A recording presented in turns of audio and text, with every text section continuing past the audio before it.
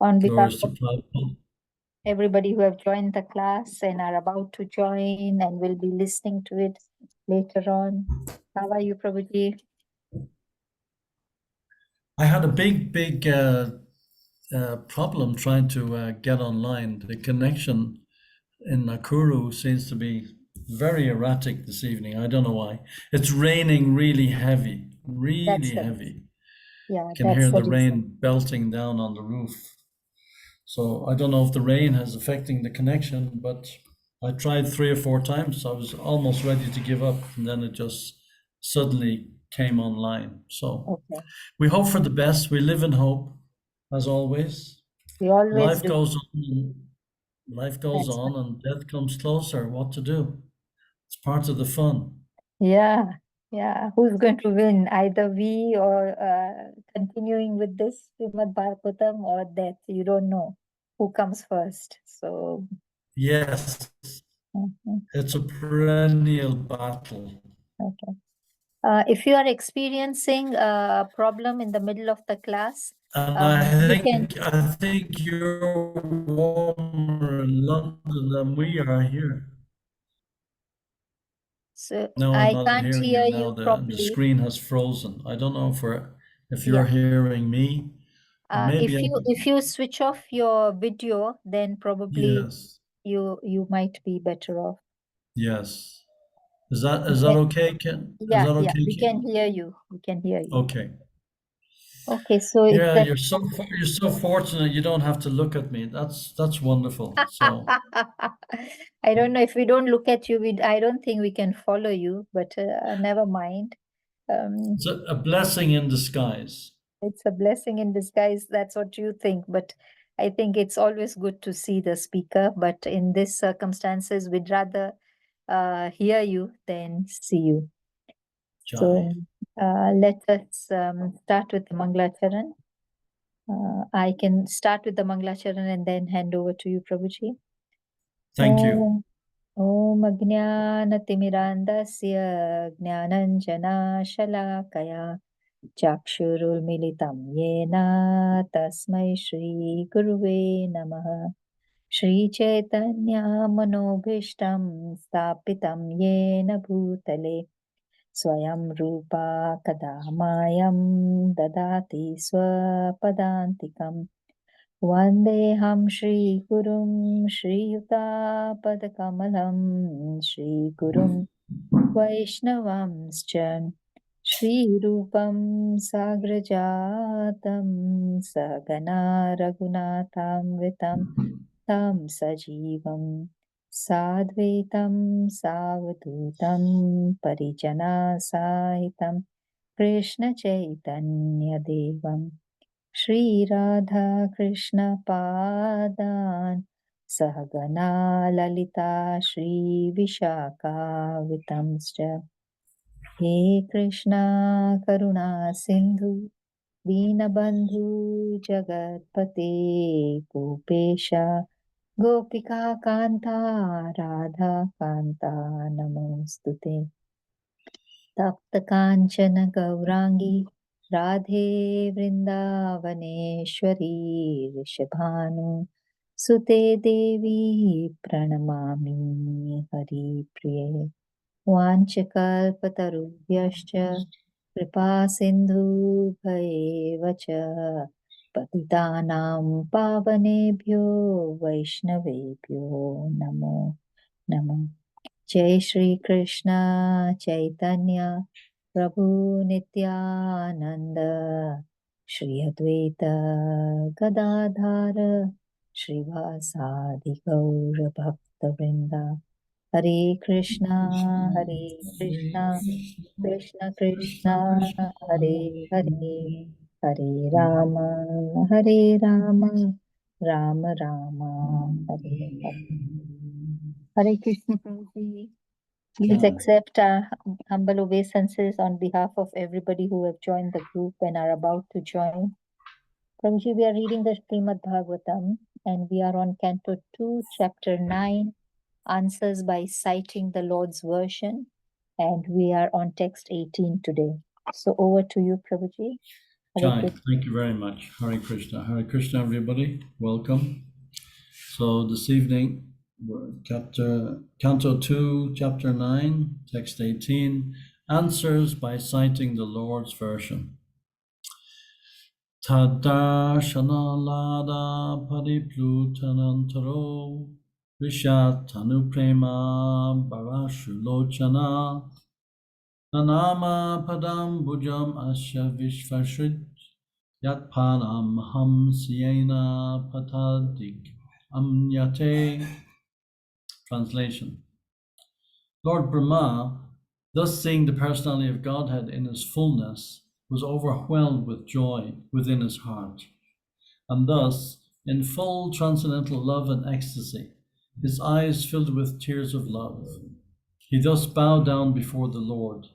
That is the way of the highest perfection for the living being, Paramahamsa. Purport by His Divine Grace, A.C. Bhaktivedanta Swami Srila Prabhupada.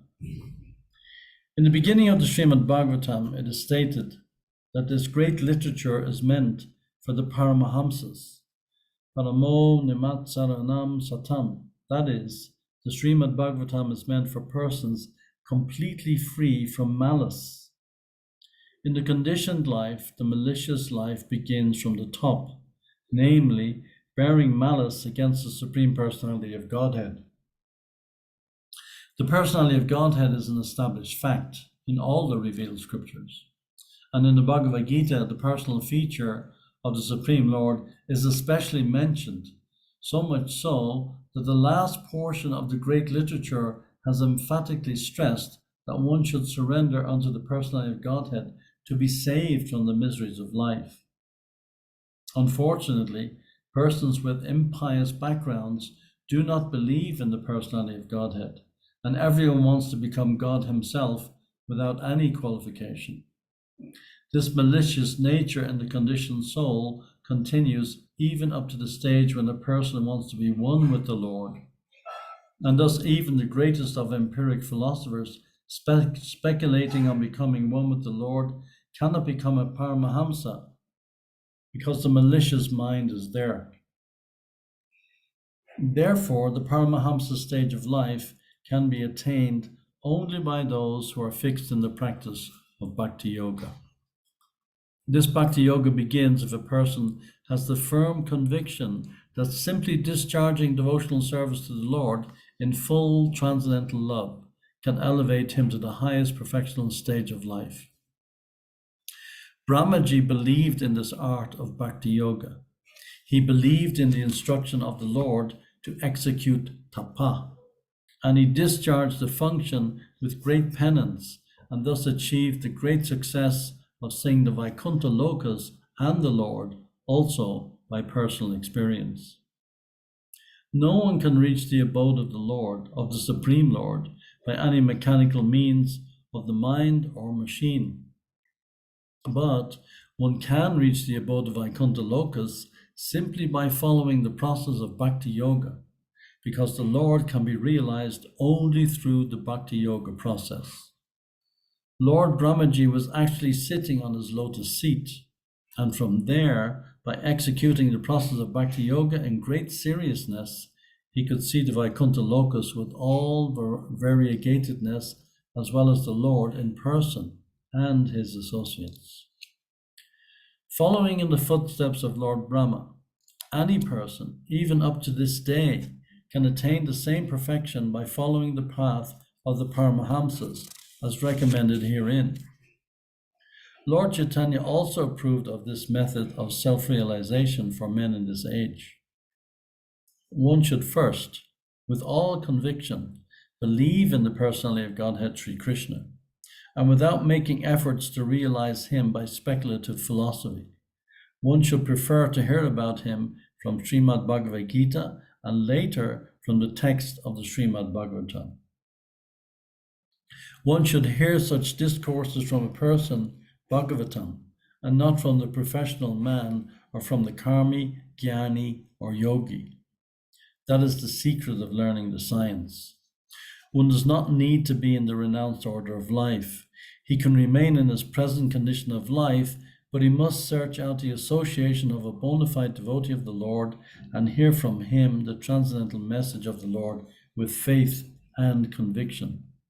That is the path of the Paramahamsa recommended herein. Amongst various holy names of the Lord, he is also called Ajita, or one who can never be conquered by anyone else. Yet, he can be conquered by the Paramahamsa path, as practically realized and shown by the great spiritual master, Lord Brahma. Lord Brahma has personally recommended this Paramahamsa Panta in his own words as follows. Jane prayasam utapasya namanta eva jivanti samukharitam avavidya vartam sane sitastruti gatam tanuvan manobir aprayo shojita jito pyap asitai strilokyam.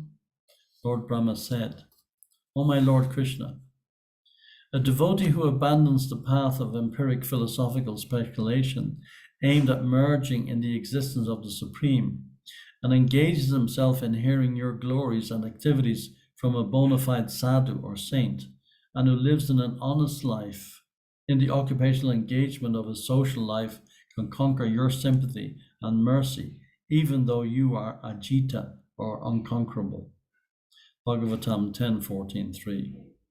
That is the path of the Paramahamsas, which was personally followed by Lord Brahma and later recommended by him for attaining perfect success in life. Omagyanatimanandasya Ganangana Shalakaya Chaksharan Militam Jaina Tasmai Shri Gurave Namaha. So here, in the previous chapter, we had the questions by Maharaj Parikshit. And here now in this chapter, we have the answers by Shukadeva Goswami. And Shukadeva Goswami is not relying on his own speculative answers or his own speculative ideas. As the chapter title is stating, he's giving answers by citing the Lord's version. So we always have to cite the Lord's version. Whatever the Lord is saying, or whatever the spiritual master is saying, that's what we have to follow. And Prabhupada, of course, again, in this purport, very elaborately explains that we shouldn't be following the path of a speculative or empirical philosophy. It will just lead us to nowhere. We'll just keep going around in a circle, and we will not reach the ultimate goal, which is Krishna Prem.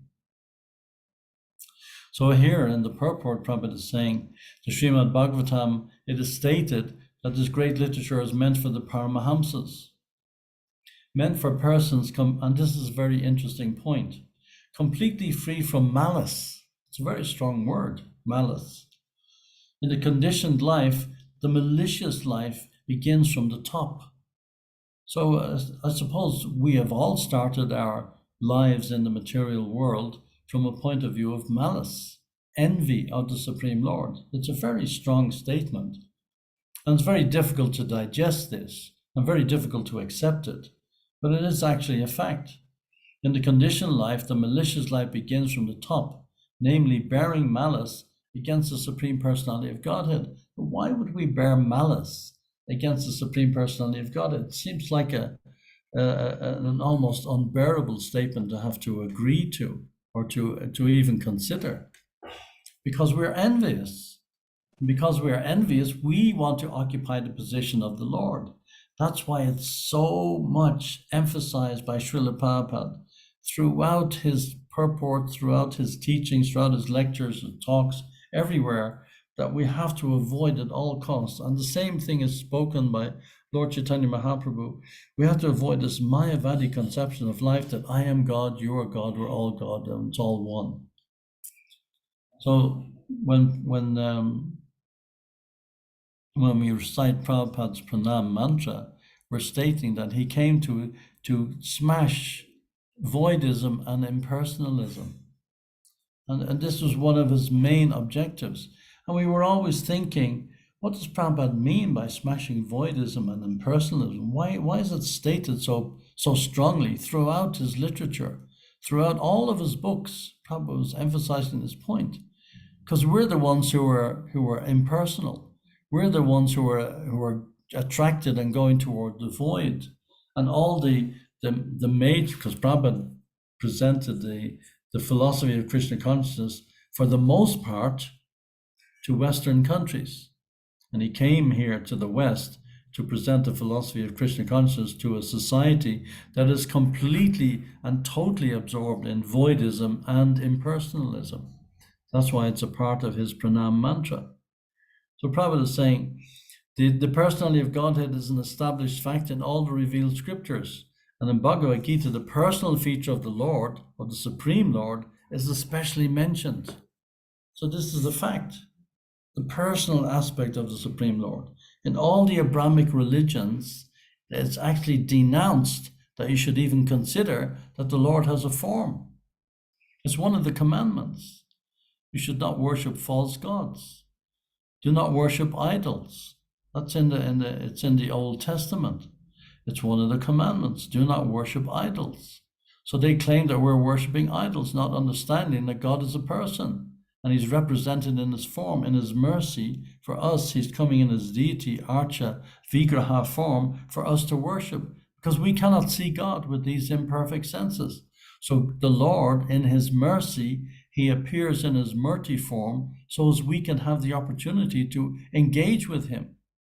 So as we're using these material senses, these eyes, these ears, to engage with the Lord, that's through his mercy.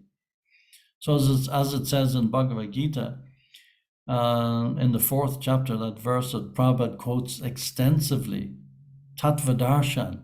Tattvadarshan is someone who has seen the truth. So Shukadeva Goswami, he has seen the truth. He's giving answers by citing the Lord's version, not by speculating, and citing the version of the Lord in his personal form, in his personal feature. So yes, when we go to the temple, we can see the Lord. Anywhere we go, we can see the Lord. We can have this direct darshan. Because the Supreme Lord is manifested in this form, so as we can relish this form with our material senses. It is unheard of. So Shukadeva Goswami, he has learned from his predecessor. So that is the perfect knowledge. The knowledge is coming from Krishna. Krishna is all perfect. Arjuna is hearing directly from Krishna, and the statement of Arjuna is there in Bhagavad Gita.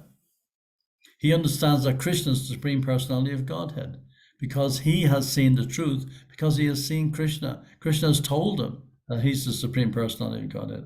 They gave up that familiar relationship that they had previously, and Arjuna just completely surrendered. He said, okay, I realize now that you're the Supreme Personality of Godhead. I'm a soul surrendered unto you. Please instruct me. But that takes a leap of faith. So we also have that opportunity to engage in this leap of faith and actually surrender to the instructions of the Lord. And they make sense. Everything makes sense in Bhagavad Gita. Everything makes sense in Srimad Bhagavatam. There's nothing, whereas nothing makes sense in the material aspect. The material aspect, all they do is just brainwash us into believing, into accepting the idea that there is no God, that everything came from a big bang, and everything came from nothing. So again, impersonal. So that's why it's emphasized by Srila Prabhupada over and over again. This Darwinian philosophy that is predominant throughout every single university on the planet. The Darwinian philosophy is still accepted. The Big Bang, we all came from the Big Bang. And you have all these big professors who do all their science programs on the BBC and CNN and NBC and all these kind of things. And they all present the same philosophy. There's never any mention. It's actually considered to be almost something laughable if you mention the idea that everything is coming from God. Everything is coming from Krishna. They think, they poo-poo that idea. That's just for children. So they're the fools. They're mudha duskritinam. So the question is, if a person is actually intelligent, he has to question, why have we come into this material world? Why have we come into this world of suffering? The living entity is part and parcel of God, part and parcel of Krishna. So how has he come into this material world? This is the intelligent question. So these are the questions that are presented by Maharaj Parikshit, and Shukadeva Goswami is giving the answers. So the materialists, they say, oh, it's automatic, it's by nature. No, there is well, there has to be a cause. Whether there is any cause about the living entities coming out of the material world, which one is correct? Did it come just by accident, just by nature, or is there a cause? So what is the cause? That is a logic. That is a reasonable question.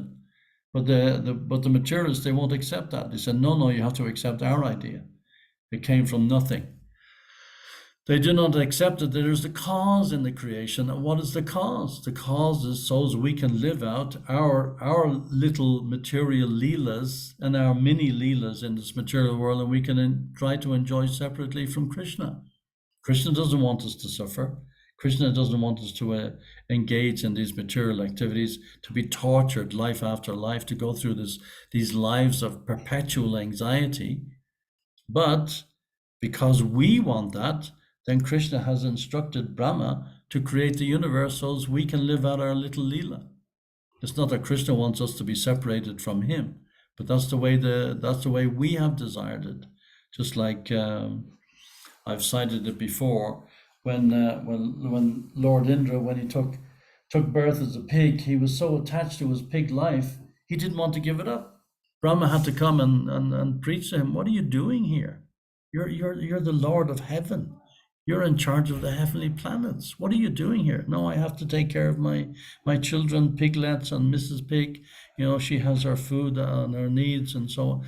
Brahma was absolutely astonished how someone in such a high position could end up in the body of a pig and not be aware of his original state. So we can decry that and say, well, how is that possible? But we're in exactly the same situation. We've taken birth in so many different species of life, it's uncountable for millions of years. So whatever is being presented in Bhagavad Gita and Srimad Bhagavatam, that is the absolute truth. And even Darwin, in the final analysis, he wrote in a letter to his friend, yes, what I've said is actually basically speculation. But science cannot be speculation. 2 + 2 = 4. That is science. But if you speculate, no, 2 + 2 = 5 or 2 + 2 = 3, that's not science. So the science of Krishna consciousness is not speculation. It's exactly science. Tadvijnanam. No speculation. We have to understand God scientifically, not imagination. The Mayavadi philosophers, they say, oh, you can imagine your God. But this is rascal. How you can imagine God? So there they can say on the other extreme that God has no form. So then what are you left with? Who are you worshipping? Who are you bowing down to? Tadvidi pranipatena pariprasnena sevaya upadekshanti te jnanam jnaninas tadvadarshinaha. So we have to approach the truth from someone who has seen the truth. This Tattvadarshan, the truth has been seen, just like Lord Brahma. He was given the benediction here, where he actually saw Krishna in Vaikuntha Loka. And seeing the personality of Godhead in his fullness, he was overwhelmed with joy in his heart. Overwhelmed. And thus in full transcendental love and ecstasy, his eyes filled with tears of love. He thus bowed down before the Lord. That is the way of the highest perfection for the living being, the Paramahamsas. So this is an interesting point. We cannot engage as a Paramahamsa or come anything close to it if we're approaching with malice. We're approaching with the wrong mood. We have to exhibit some degree of humility. If we approach someone we want to learn, we have to exhibit some degree of humility. Otherwise, we will not accept or learn anything. We'll simply carry on with our own narrow-minded conception. Prabhupada is saying here, this malicious nature in the conditioned soul continues even up to the stage when a person wants to become one with the Lord. So this is still malicious. It may appear to be spiritual. Somebody's in deep meditation, somebody is meditating on the oneness and the Brahmajyoti and so on and so forth. It may appear from the innocence point of view, oh, that person is very spiritual. No, it's still considered to be malice. Prabhupada is very strong. Prabhupada is very direct, and he doesn't mince his words. Even the greatest of empiric philosophers speculating on becoming one with the Supreme Lord cannot become a Paramahamsa because the malicious mind is still there. Therefore, the Paramahamsa stage of life can be attained only by those who are fixed in the practice of Bhakti Yoga. Only. This seems like it appears almost in one sense a very fanatical point of view, that it can only be done this way.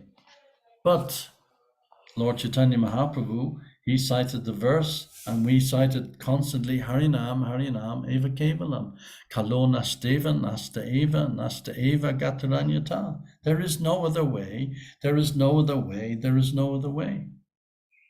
So this science is not speculation. We cannot imagine God. God means the supreme being. He's also a being like us. He's an individual, just like he says in Bhagavad Gita.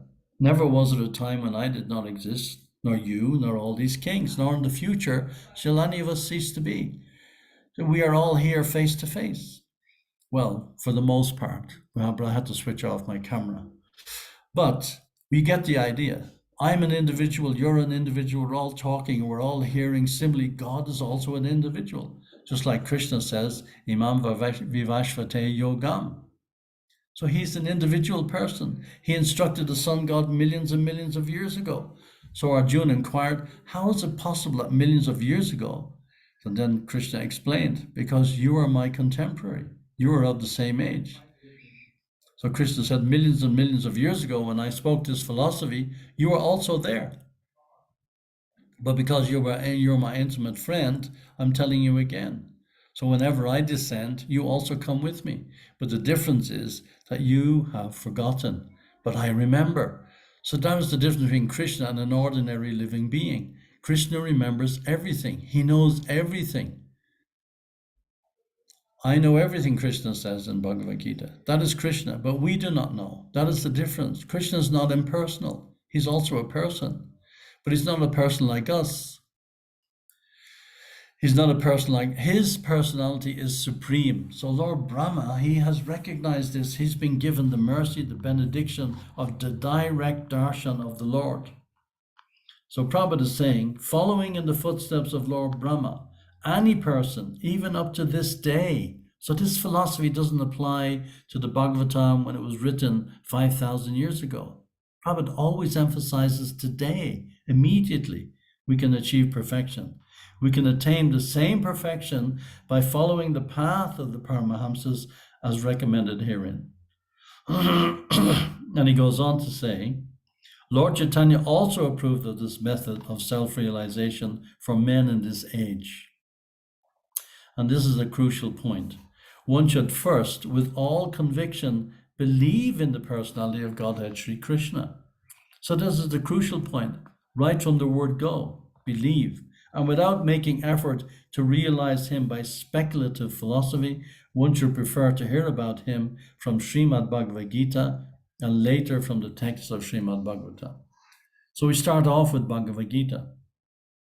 That is the basis, because Krishna is speaking Bhagavad Gita.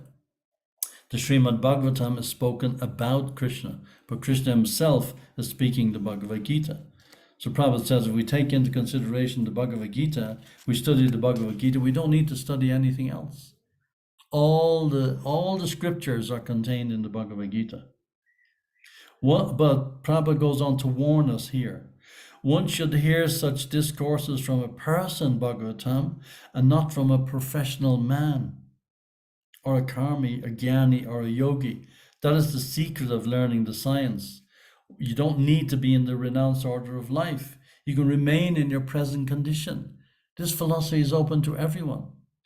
We also have this idea to some extent, even within our society, oh no, you have to be a sannyasi or you have to be a guru before you can appreciate the philosophy. No.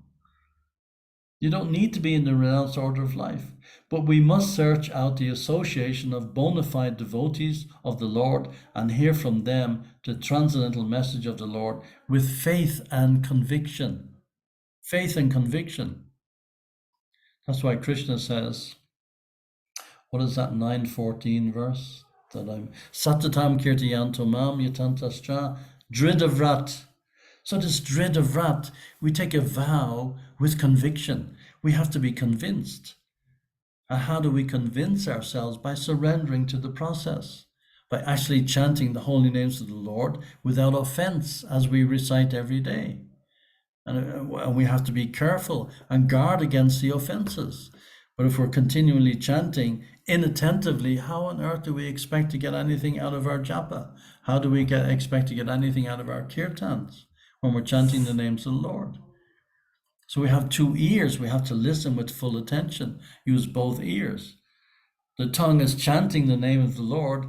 The Lord's name, Krishna's name, is bouncing off our tongue, and we have to capture that with our ears, and then it enters the heart.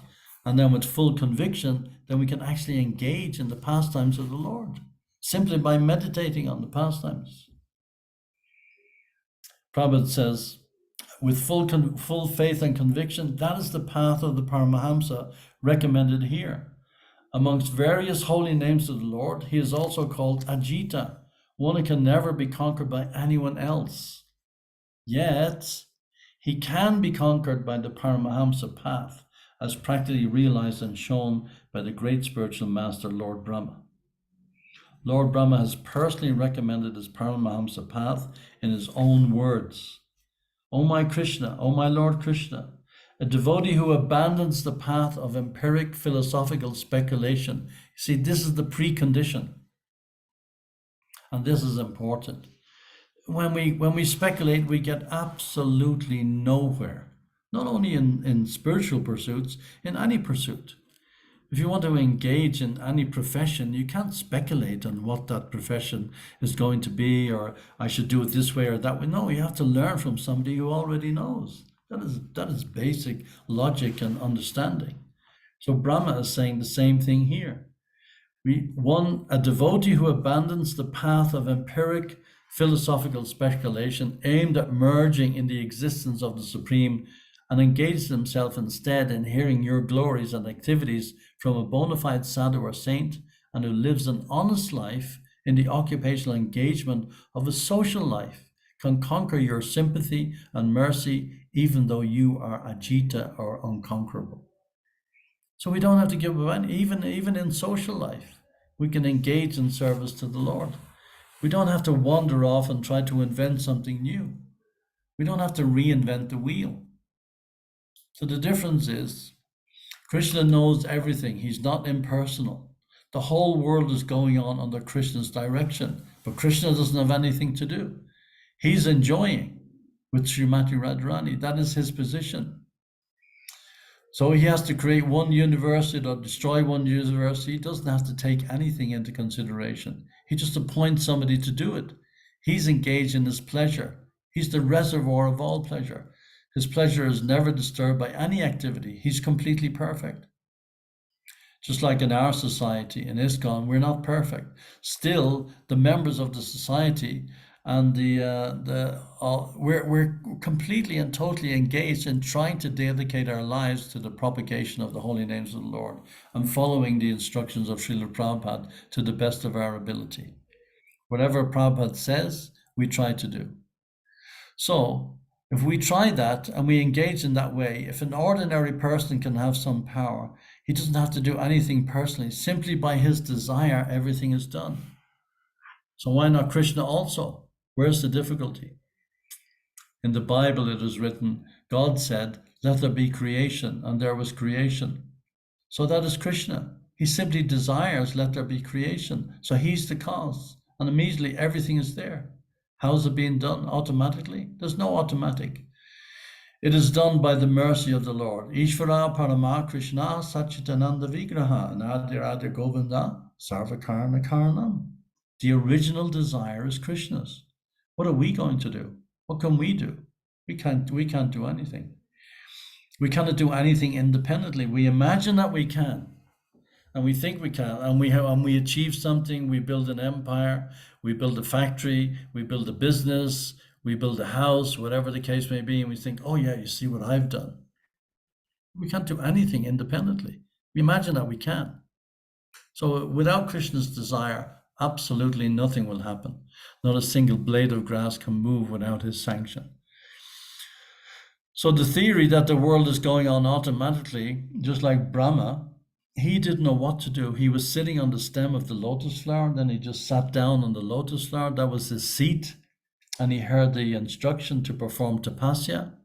And then by surrendering to that, for what is it, 1,000 years in the time of the demigods, a very long time. So because of his patience, because of his perseverance, he was given the darshan of the Lord. So we simply have to be patient. We simply have to persevere against all the onslaughts that Maya is going to bring us. And Maya is certainly very expert at bringing so many obstacles on the path of Krishna consciousness. Just like we were discussing this morning, when the prostitute approached Haridas Thakur to try to tempt him to give up his vows, Haridas Thakur, he agreed, said, yes, okay, but please first let me finish my rounds. So the prostitute was so much under the influence of Haridas Thakur and hearing him chanting that she surrendered to Haridas Thakur. As described, that this prostitute was Maya personified in the form of a prostitute, Maya personified. So she bows down to the devotee and she begs to take the mercy of the devotee. But first we have to surrender. So the rascals, they say, that are coming into this material world is just because of lusty desires of the father and the mother. The child has no meaning. It's a byproduct of lusty desire. So then if I want to kill it, kill it. Just like in this nonsense that's going on in the Olympic Games that everybody is talking about. We even heard about it in Nakuru. This nonsense display of the opening ceremony where they're completely and totally profaning Christianity. It's not that we're followers of Jesus, but at the same time, the whole objective of the world in this day and age is to decry and denounce the existence of God. And those who are trying to follow God, those who are trying to follow Krishna and trying to engage in some degree of a path of spirituality, they're completely laughed at, as if we're the bogus ones. But they don't have any solution to the problems of life. Time and time again, that has been proved. As Prabhupada pointed out so many times, first of all, after the First World War, they had their League of Nations. That didn't work. Then they had another war immediately in the Second World War. They made their United Nations. That didn't work. There's not a single day where they've had peace in the world since the formation of the United Nations. It just goes on and on and on and on.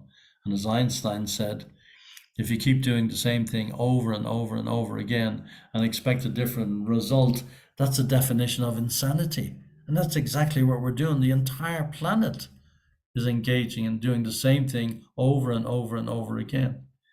So it's completely and totally the definition of insanity. So science is there, but there's no education in the modern scientific worldview for this direction that the Bhagavad Gita is trying to bring us in. There's none. Maybe in the future there might be some interest because we're publishing the books, but it just seems to be getting worse and worse and worse. We're engaging with so many people, it just seems to be getting worse. They don't know what is science. They don't care for what is science. We're finding here that we're getting very many students who are coming from the universities and taking an interest in this philosophy. And they're being trained in our center, and they're going out all over Kenya, and then they're spreading the message in their own village, in their own town. But at the same time, what they're being taught in the university is completely opposite of what we're teaching them. So ignorance is there, it's going on, it's everywhere. So for our future guidance, Maharaj Pariksit inquired in this question, how did the living entity get into this body? How did this creation come about? Lord Brahma is asking the same question, but then finally he got the answer, he got the darshan of the Lord. Nothing is happening automatically, absolutely nothing. Everything is happening under the direct direction of the Supreme Personality of Godhead. We are serving Krishna. That is our place. That is our constitutional position, to serve Krishna. But sometimes, unfortunately, we desire, why should I serve Krishna? Why shall I serve the spiritual master? Let me enjoy separately. But the original enjoyment is there by serving Krishna. But we want to become the separate enjoyer independently of Krishna. That is the cause of our fall down. With Krishna, we can enjoy very nicely. But if we take to that shelter, we have to realize that we have to do it with conviction. When Krishna's with the gopis, everybody's dancing, everybody's enjoying, everybody's having fun. The cowherd boys are playing, they're enjoying with Krishna. That is the real enjoyment. But without Krishna, there may appear to be some satisfaction to some degree in the material world. That is granted. But without Krishna, when you want to enjoy, simply we fall into illusion. And then that illusion brings us into more illusion. Maya is always there. But unless there is darkness, unfortunately, we've gone through the darkness so many times, we cannot appreciate the quality of brightness. So Krishna has created this darkness also. That is the original cause of the creation. So you can appreciate ultimately what is brightness. Two things are required. Without brightness, the darkness cannot be appreciated. And the darkness, without darkness, the brightness cannot be appreciated. So two things are there side by side. When there is sunlight, there's also shadow. We can choose to remain within the shadow, or we can remain in the sunshine. It's our choice. If we remain in the darkness, then our life is miserable. We know this. And we all the time we're attracted by, it's like a magnet to the filings, to the filings of the iron. We're attracted to the darkness. But we just break through this. Ultimately, depend on the Lord, surrender to the mercy of the Lord, surrender to the mercy of the Guru, and everything falls into place. Otherwise, if we try to go it alone, it simply doesn't work. So here we're following the answers by citing the Lord's version. So if we take into consideration this, the questions by Maharaj Parikshit are ultimately for our benefit. They're ultimately for our gain. So Lord Brahma, he surrendered to the tapasya. So we have to also perform some tapasya. It's not instantaneous that we just automatically, we chant Hare Krishna and then that's it. Then we're on the topmost platform. It needs tapasya. It needs, look at the endeavor that Prabhupada went through to bring this philosophy to us in the West. What a huge endeavor, huge endeavor. He had nothing, absolutely nothing. When he was getting off the ship in New York Harbor, and he said to Captain Pandya, I don't have a single dollar in my pocket. Please, can you buy a set of my books? And the Captain Pandya said, well, how much are the books? Prabhupada said, $14 for the set. Captain Pandya took $20 out of his pocket and gave it to Prabhupada. That was the first money that Prabhupada had when he stepped off the gangplank from the Jaladuta in the New York Harbor. $20. And he went wandering around in Butler, Pennsylvania, and then back to New York, and wandering around, staying in Dr. Mishra's ashram, then in the go-down, in a warehouse, no place to stay, living with mad people who actually stole his typewriter and stole the manuscripts for the Bhagavad Gita. He went through a really big tapasya. And before he even left India, he performed a huge tapasya in Vrindavan, meditating on how he's going to even get a ticket to go to America. Or to get a passport is a huge endeavor, going through all the bureaucracy. There's no objection certificate just to be able to leave the country. What a huge endeavor with absolutely nothing. Performing Madhukari in Vrindavan, going around just begging basically for his basic meals. What a huge endeavor. And stepped off the gangplank in New York with $20. And he said, I started this movement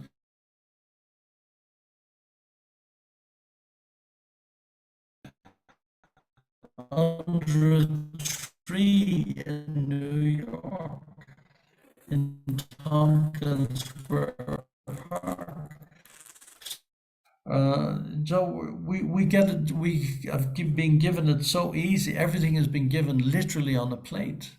All we have to do is enjoy the prasadam, eat our way back to Godhead. So don't remain in the dark. That's what Prabhupada is telling us. Go to the light. This attempt, Krishna consciousness movement, is an attempt to bring people from darkness to light. So don't misuse this opportunity. Some way or other, Prabhupada says, you have come in contact with this movement. Properly utilize it. Don't go to the darkness. Always remain in the bright light. So Maya is there to bring us back to the darkness constantly.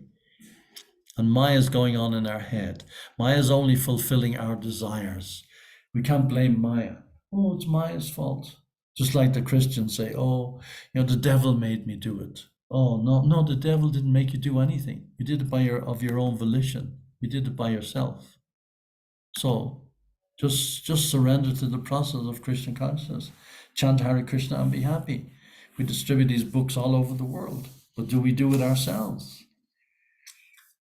Satatam kirtayanto mam yatantascha dritavrata namasyantascha mam bhakya nitya yukta upashate. Always chanting my glories, endeavoring with great determination, bowing down before me, these great souls perpetually worship me with devotion. Satatam, perpetually, nitya, twice in the same verse. Krishna is saying always. So Lord Brahma here, he's absolutely in ecstasy. He was overwhelmed with joy within his heart. This is our destination. This is our destiny. We can also become overwhelmed with joy within our heart. Because if we surrender in full transcendental love and ecstasy, with eyes filled with tears of love, he thus bowed down before the Lord. Prabhupada used to say that all the time to the lectors, to the students who would heckle him, particularly in Amsterdam. You don't want to bow down, but ultimately you have to bow down to old age. You have to bow down to disease. You have to bow down to death. Ultimately, you have to bow down.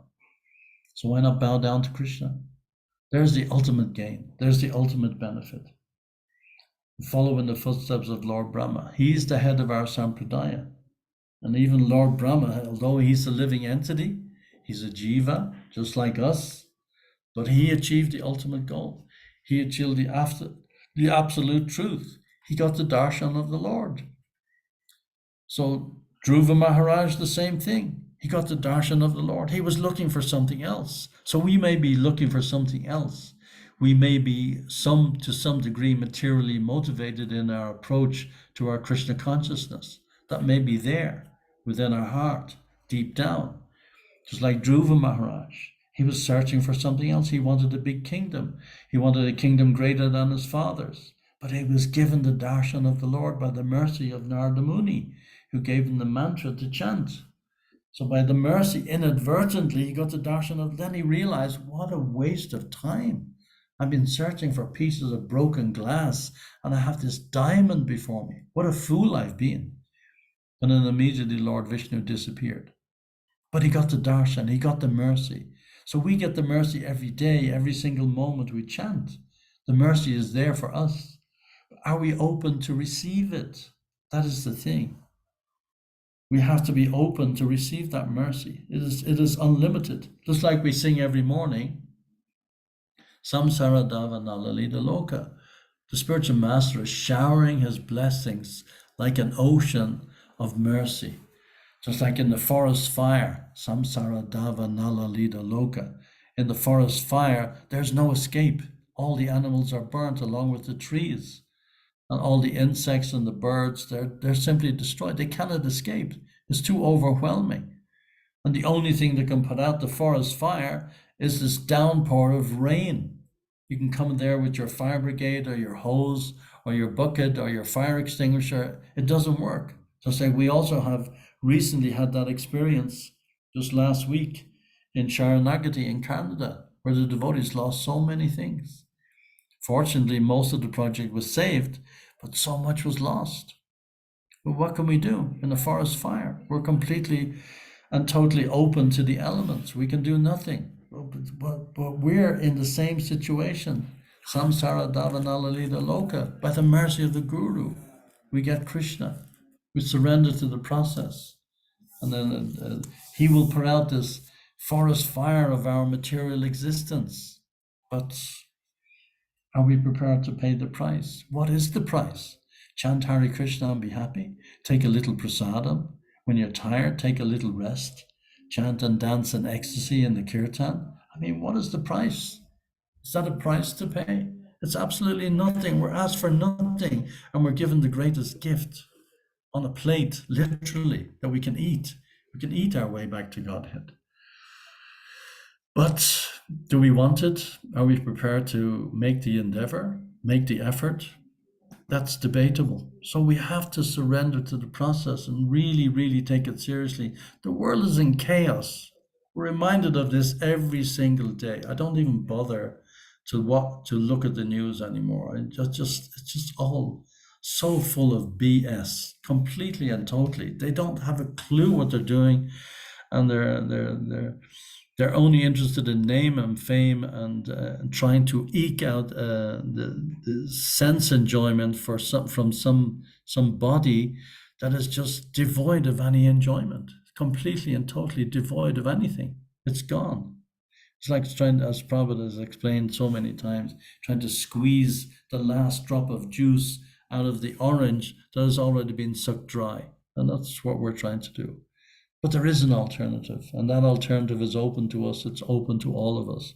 All we have to do is take it and relish the nectar for which we are always hankering, as we say every morning also from the Shikshastika. But are we actually hankering for this nectar? Or is it just a theoretical aspiration? So we want to go beyond the stage of just theoretical proselytizing. We want to actually engage with the chanting of the holy names of the Lord and relish this nectar for which we're always hankering. Go for it. Lord Brahma, thus seeing the personality of Godhead in his fullness, was overwhelmed with joy within his heart. And this overwhelmment of joy within the heart of Brahma, that is open to us. And thus in full transcendental love and ecstasy, his eyes filled with tears of love, he thus bowed down before the Lord. That is the way of the highest perfection for the living being. Such beautiful poetry. I mean, it's so beautiful. Every single verse is just so beautifully written. It's so poetic. You couldn't get greater poetry than this. These expressions of love. And that's all we want. We just want to be loved. We want to love and we want to be loved. We're just going about it by doing the wrong thing at the wrong time, by licking the outside of the jar of honey and just imagining that, oh yeah, this is what the honey tastes like. And all we have to do is open the jar. It's there. It's open to all of us. Just dive in. As we say, an ocean of devotion with lots of commotion and no promotion. Just go for it. Just go for it. It's absolutely amazing what is there before us if we just take advantage of this gift, this wonderful gift of Krishna consciousness, and just relish it. It's all ours. Thank you very much. We have a few minutes left. Any questions or comments? Such a wonderful section of the Bhagavatam. Answers by citing the Lord's version. Ajita, one who can never be conquered, is conquerable by his devotee. One who can never be conquered. So that's us. We can conquer Krishna. Nobody can conquer Krishna. Krishna wants to serve his devotee. Krishna is begging to serve his devotee. He wants to. He's relishing this opportunity. And we're running in the opposite direction away from him. But now it's time to be serious. We see it every day, the chaotic nature of this material world. From every point of view, in every country, in every continent, doesn't matter where you go, or wherever the political party is, black, white, red, yellow, blue, north, south, east, and west, it makes absolutely no difference. None whatsoever. The solution is here by citing the Lord's version. And we have it here at our fingertips. All we have to do is open it, read it, relish it, and dive in. It's ours. Just the proof of the pudding is in the eating. So now it's time to do it. It's time to, no more theory. Let's do it from now on. Jai, thank you very much. Hare Krishna. Hare Krishna, Prabhuji. Thank you so much for today's session. Um, so we've been licking the jar from outside, and the only thing we need to do is open the jar. But that opening the jar takes a lot of endeavor, and since we are under the influence of Maya, it's an uphill task. So we go ahead 2 steps and then come down a step behind, and then again go 3 steps ahead and come down steps back.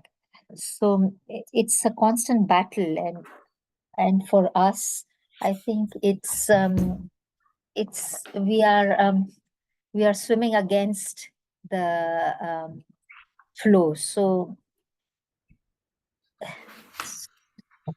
what do we do about it? Yes, that's it's a very good question. Krishna answers that actually in if we have a look at the 12th chapter. Krishna says, if you cannot practice the regulations of bhakti yoga, then just try to work for me, because by working for me you will come to the perfect stage. If Krishna gives all the answers, and he gives step-by-step instructions. Krishna goes on to say, if, however, you are unable to work in this consciousness of me, then try to act giving all the results of your work and try to be self-situated. If you cannot take to this practice, Krishna goes on to say, this is Krishna talking, then engage yourself in the cultivation of knowledge. Better than knowledge, however, is meditation. Better than meditation is renunciation of the fruits of action. By such renunciation, one can attain peace of mind.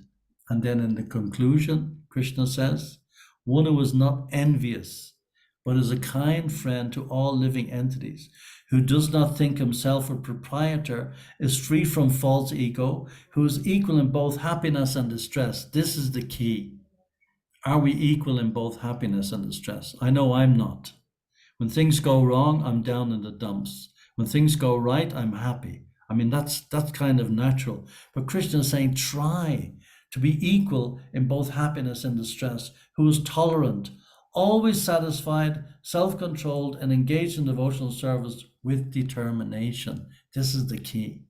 It really, really does take determination. Maya is not a joke. Maya is a huge, huge, huge obstacle to have to overcome. But Maya will surrender to us. She'll fall at our feet if we can manage to get into the devotional mood with determination.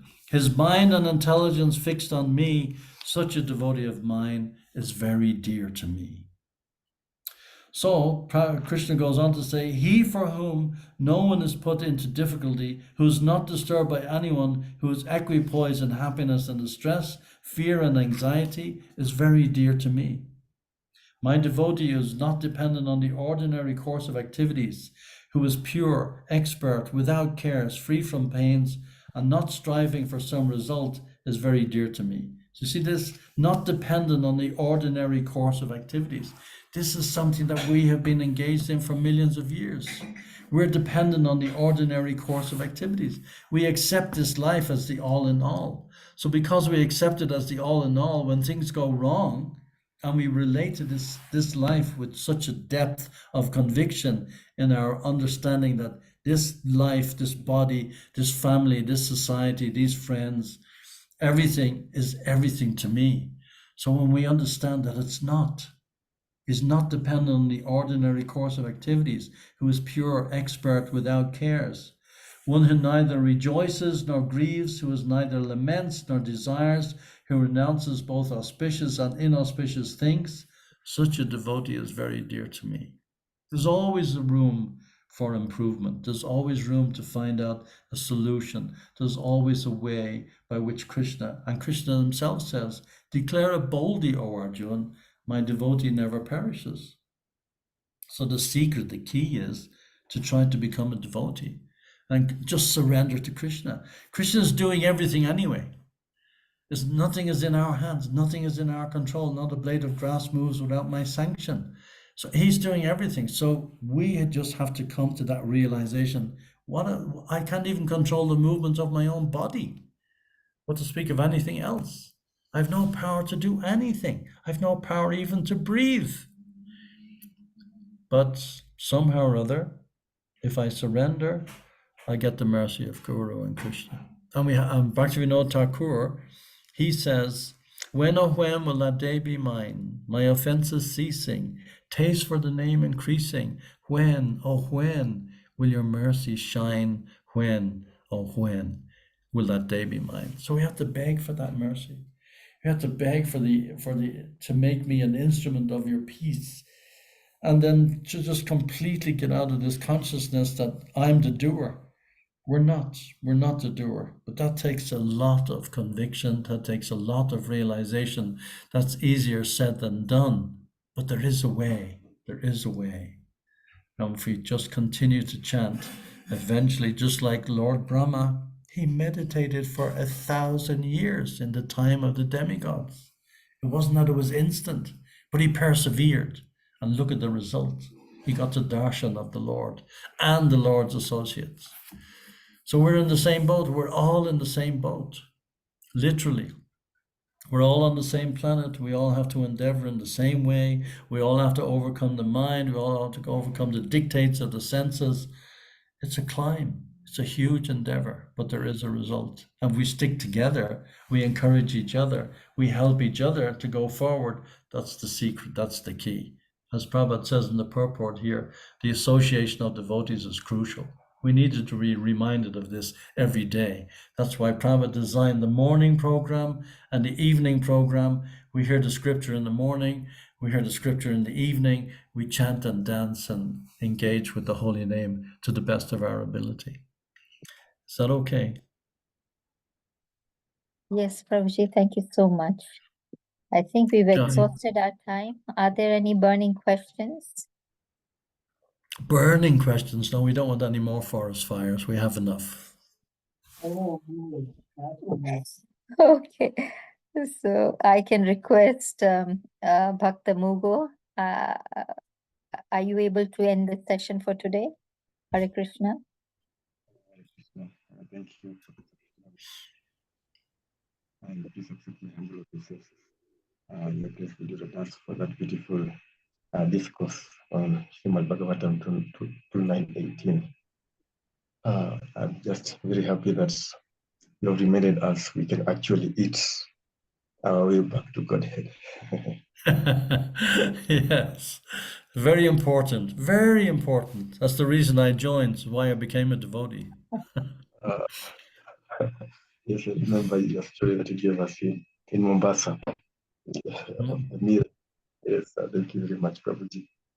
So I'd like to invite all the devotees assembled here to kindly unmute, but you can do one mantra in glorification of His Grace Vidura. That's Prabhuji. Hare Krishna, Hare Krishna, Krishna Krishna, Hare Hare. Hare Rama, Rama Rama, Hare Hare. Vanchakalpa Trubhasta, Kripa Siddhavaivacha, Patitanam Pavanebhyo, Vaishnavebhyo, Namo Namaha. Jai. Srila Prabhupada ki jai. Jai. Hari Hari Bol. Thank you His very much, Grace everybody. Vidura Prabhu ki jai. Grantraj Srimad Bhagavatam ki jai. Hare Krishna. Good night, everybody. Good night. Thank you. Thank you, Prabhuji. Thank you. Hare Hari Krishna. Bol.